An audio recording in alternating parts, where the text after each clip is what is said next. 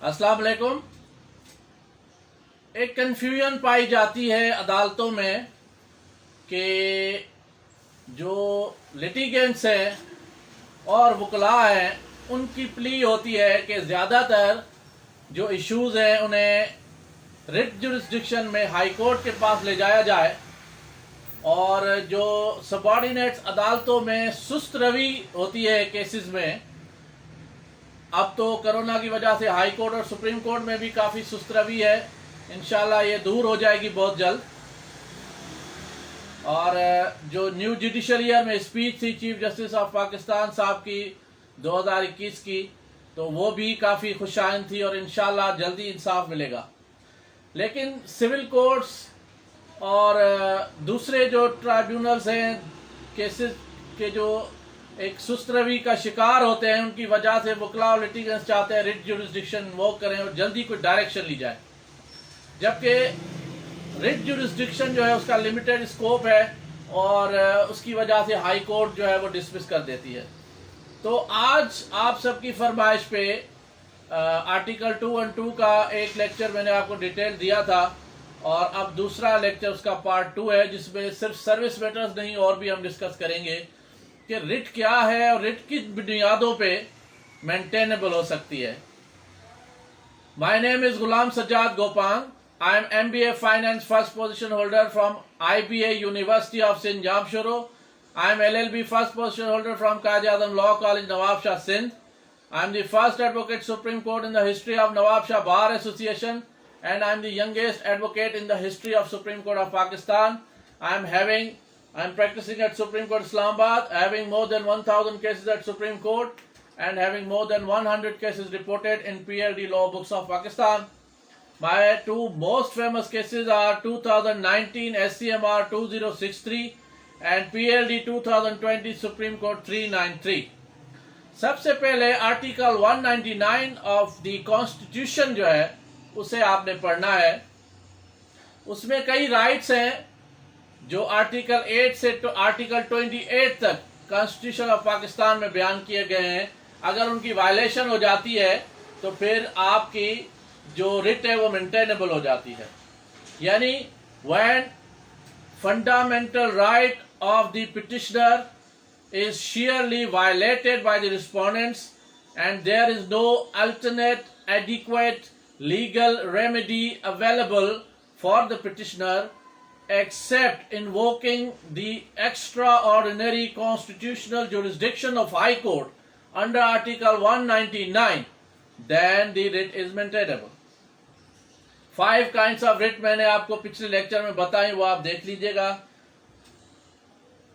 सबसे पहली बात जो आपने देखनी है वो ये है कि आर्टिकल 8 टू आर्टिकल 28 में कौन से राइट्स हैं जिनकी वायलेशन पे रिट मेंटेनेबल है।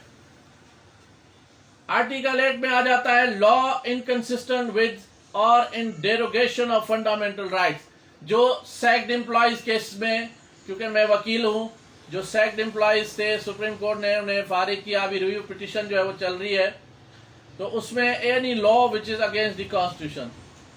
फिर सिक्योरिटी ऑफ पर्सन, अगर इसमें कोई बात आ जाती है, इनसिक्योरिटी आ जाती है तो भी मेंटेनेबल है। Safeguard as to arrest and detention, अगर आपको इलीगली डिटेन किया गया है। Safeguard as to arrest and detention. फिर 11 में है slavery, forcible labour etcetera prohibited.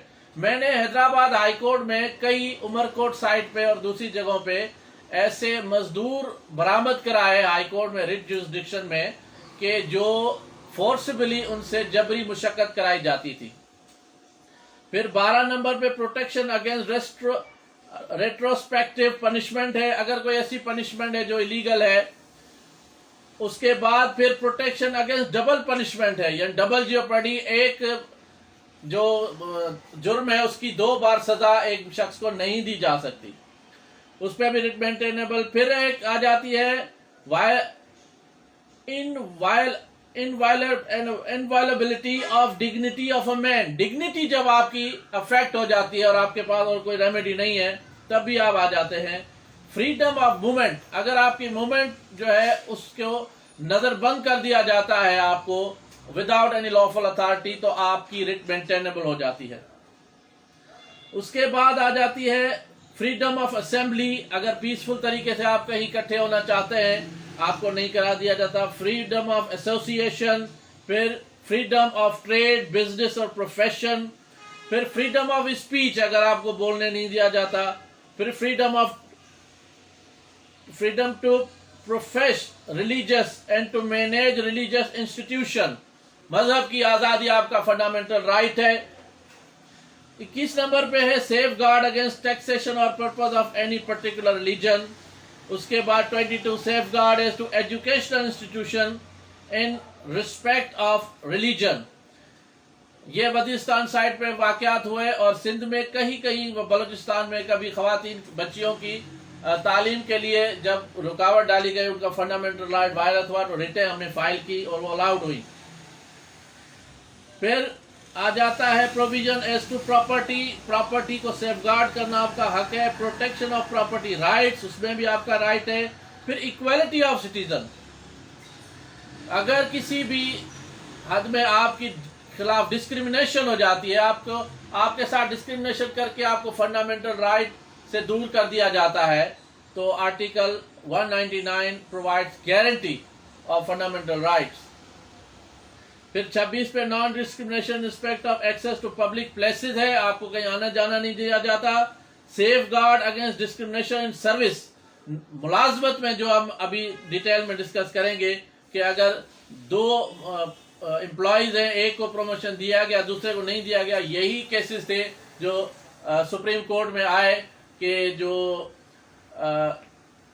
Cases थे जिनमें सेक्ड एम्प्लॉयज थे, उनमें सेक्ड एम्प्लॉयज जो रीइंस्टेटमेंट ऑर्डिनेंस था या एक्ट था, उसमें कुछ को बेनिफिट दिया गया, कुछ को नहीं दिया गया, तो आर्टिकल 25 की वायलेशन में पिटीशन फाइल हुई। फिर 28 में आ जाता है preservation of language, script and culture. ये सारी चीजें और इनके अलावा कुछ और चीजें अगर इनकी वायलेशन होती है तो रिट मेंटेनेबल है। मैं आपको अपने जो फेमस ऐसी रिट्स मैंने चलाई है, क्योंकि मेरी प्रैक्टिस पूरे पाकिस्तान में है, तो सिंध में एक वर्ल्ड बैंक का प्रोजेक्ट था 50 अरब रुपए का, जिस पे मैंने रिट फाइल की कि जो प्रोजेक्ट डायरेक्टर अपॉइंट किया गया है, वो प्रोजेक्ट डायरेक्टर की क्वालिफिकेशन पे पूरा नहीं उतरता, और जिस तरीके से फंड की डिस्ट्रीब्यूशन हो रही है वो एक अवाम के लिए फंड है जिसे वर्ल्ड बैंक ने दिया है, और इसमें मिस एप्रोप्रिएशन करके एक बहुत ज़्यादा करप्शन की जा रही है, जिसकी वजह से मेल न्यूट्रिशन और भी काफ़ी चीज़ें थी, जिसकी वजह से फिर जो मैं आपको समझाना चाह रहा हूँ कि रिट में एक आर्टिकल है, article 4A, article 199 sub article 4A के, जिसमें आइन ये कहता है कि no stay order will be passed against a respondent without issuing notice.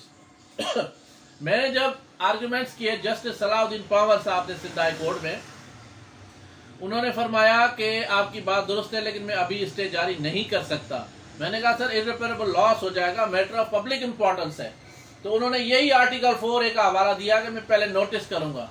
मैंने कहा सर फिर इसमें शॉर्ट डेट रखें, फिर इसमें चंद दिनों की डेट रखी गई, और फिर भी जब रिस्पोंडेंट्स की तरफ से एक वकील आए और उन्होंने प्रॉपर तरीके से असिस्ट नहीं किया, सेटिस्फाई नहीं किया ऑनरेबल कोर्ट को, तो मेरे हक में वो stay order honourable high court ने दिया 50 अरब रुपए के प्रोजेक्ट पे।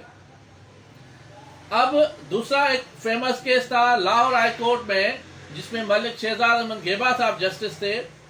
ये बेंच जो था उसमें मैंने एक मुनफरिद अनोखी रिट पिटीशन फाइल की कि मेरा एक क्लाइंट था, उसकी ट्रांजैक्शंस थी, कुछ कारोबार था पूरे पंजाब में, तो उनके जो दफातर थे उन पे कुछ पार्टनर्स के साथ इश्यूज हुए और उन्होंने उनकी चेक बुक्स जो है वो उनसे छीन ली।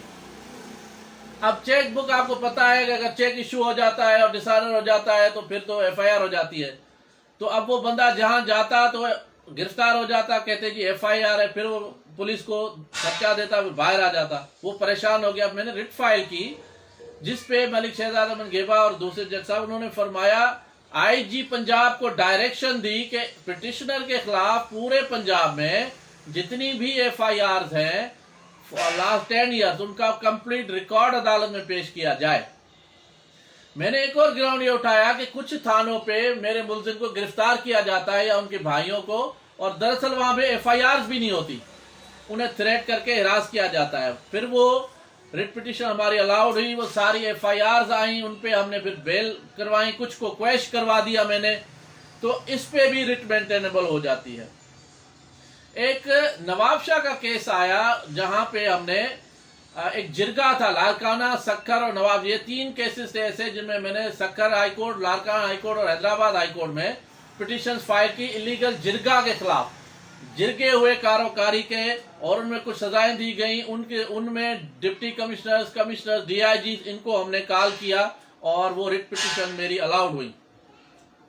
उसके बाद मैंने एक पेशावर हाईकोर्ट में रिट फाइल की थी, और ऐसी फिर कराची हाईकोर्ट जो प्रिंसिपल सीट है वहां पे फाइल की कि रिटायर्ड पर्सनल्स जो है उनको रीअपॉइंट किया जा रहा है to be appointed as vice chancellors in universities or board of directors, या और डिपार्टमेंट्स थे काफी, 3 मुख्तलिफ रिटें थी, उनमें भी वो रिटें मेरी अलाउड हुई इस पॉइंट पे कि जो सुप्रीम कोर्ट की जजमेंट्स की शेयर वायलेशन है कि जो रिटायर्ड पर्सन्स हैं उन्हें रीअपॉइंट नहीं किया जाएगा, उसकी वजह से भी उन्हें काम करने से रोक दिया गया और फाइनली वो अलाउड हो गई। एक यहाँ पे इस्लामाबाद हाईकोर्ट में हमने रिट फाइल की कि उसमें जो प्रमोशन क्राइटेरिया है वो सर्विस ट्राइब्यूनल का डोमेन है, और किसी यानी जब कोई sheer violation of fundamental right आ जाती है, कोई बायसनेस या ऐसी कोई आ जाती है एक्स्ट्राऑर्डिनरी थिंग, तो फिर हाई कोर्ट प्रमोशन पे स्टे जारी कर सकती है या कोई ऑर्डर फरमा सकती है।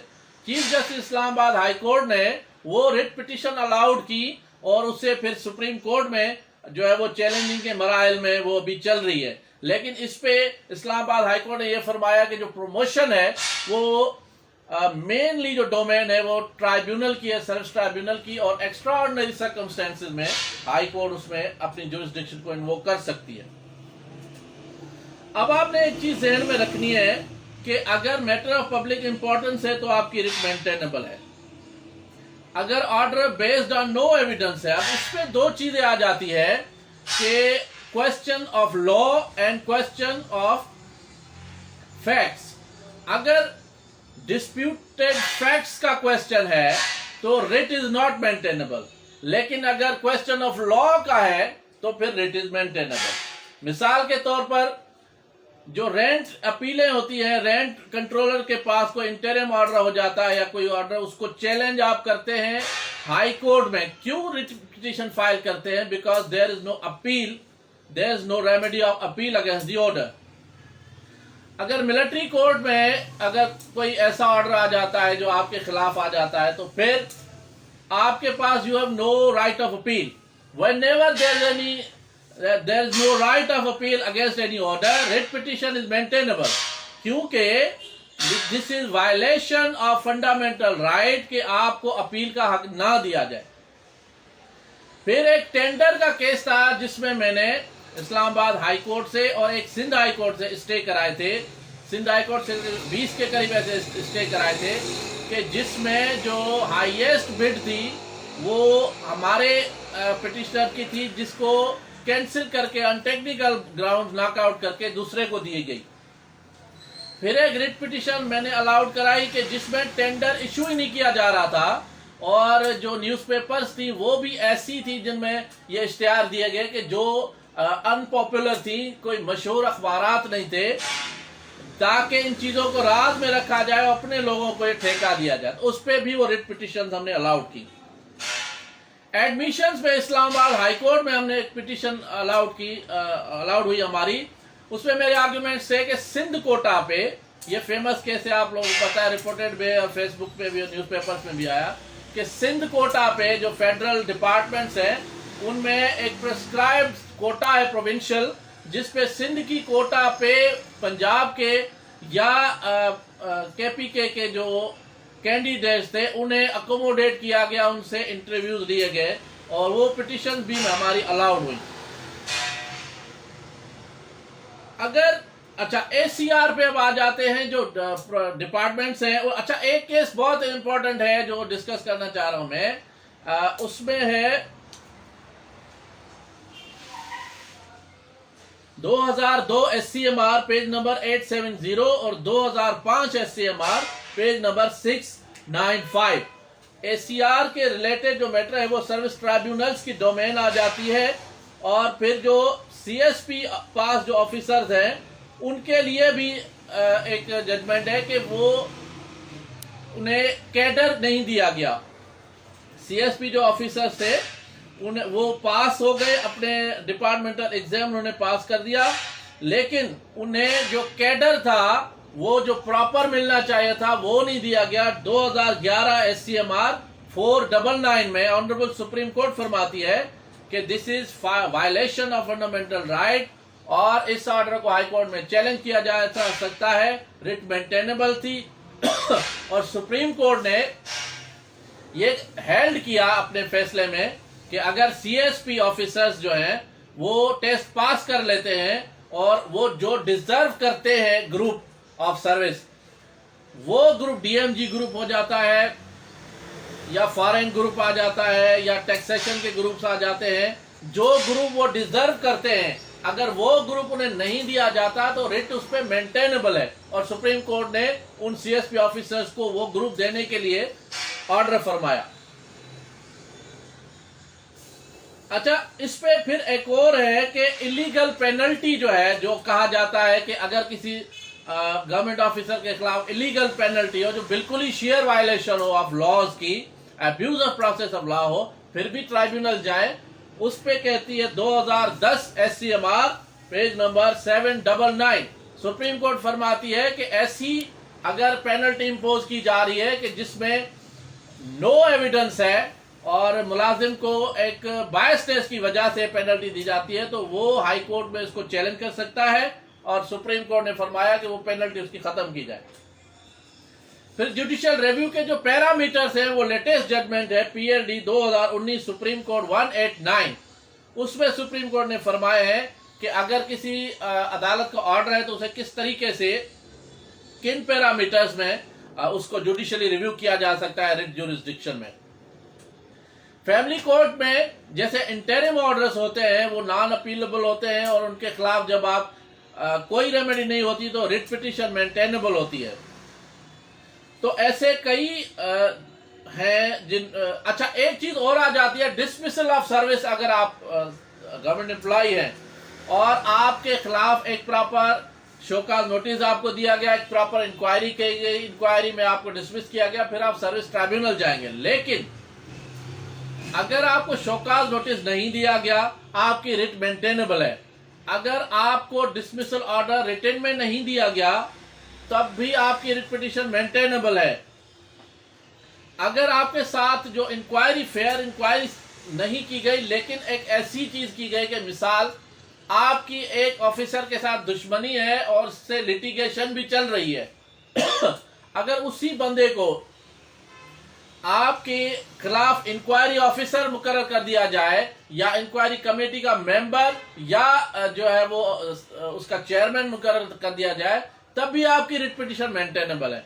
यूनिवर्सिटी ऑफ सिंध जामशोरो में एक ऐसा ही केस आया जिसके खिलाफ मैंने writ petition Sindh high court Hyderabad bench में फाइल की कि जो हमारा असिस्टेंट प्रोफेसर थे उनके खिलाफ, बल्कि दो पिटिशनर्स थे, एक सबऑर्डिनेट क्लर्क भी थे, इन दोनों के खिलाफ एलिगेशंस आए। तो एलिगेशन में जो इंक्वायरी कमेटी हुई उसके जो चेयरमैन थे वो शख्स थे जिनके खिलाफ इनकी ऑलरेडी साल 2 साल से दुश्मनी चल रही थी, लिटिगेशंस चल रही थी, जिस पे हाई कोर्ट ने मेरी रिट पिटीशन मेंटेनेबल की और आखिर में वो रिट पिटीशन हमारी अलाउड हुई और वो इंक्वायरी जो है वो उसका ऑर्डर नल एंड वाइड हुआ, डिक्लेयर हुआ और उसके फ्रेश इंक्वायरी का ऑर्डर हुआ।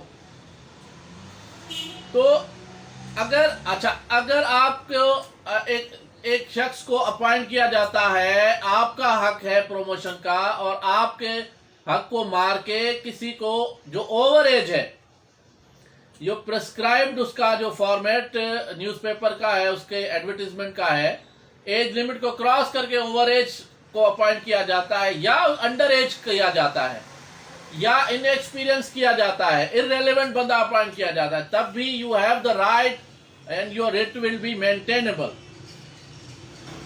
आपने इस चीज को जहन में रखना है कि writ petition is maintainable against association और statutory body which performs public functions in connection with affairs of federation or province or local authority। यानी सिर्फ गवर्नमेंट के खिलाफ रिट मेंटेनेबल नहीं है, बल्कि जो स्टैट्यूटरी बॉडीज है जो under the rules of federation और प्रोविंशियल जो गवर्नमेंट काम करती है उनके खिलाफ भी मेंटेनेबल है। My WhatsApp number is 0333268262. Drop a message if you want to engage me as an advocate or you need any kind of legal advice. Thank you very much.